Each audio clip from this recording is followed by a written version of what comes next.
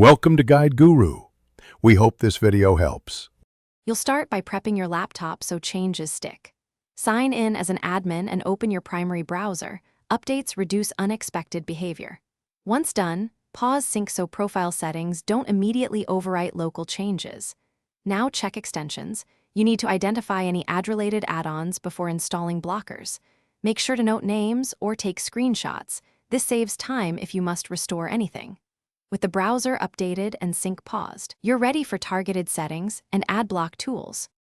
You now change the settings that control ad delivery. Install a trusted ad blocker and choose strict or balanced filtering. This blocks most display and video ads. Next, open browser privacy settings to disable pop-ups, redirects, and third-party cookies because those enable tracking. Then sign into your Google account, go to Data and Privacy, and turn off ad personalization so Google serves fewer targeted ads. Make sure the ad blocker is active on all sites you use. These steps reduce both impression and personalized ads. Finish by clearing cache and cookies so old tracking tokens don't keep showing ads, then restart the browser. You should test several sites and open an incognito window to verify changes because extensions behave differently there. If ads still appear, inspect the host's file or any system-level DNS/ad block like Pi-hole and temporarily disable each extension to isolate conflicts.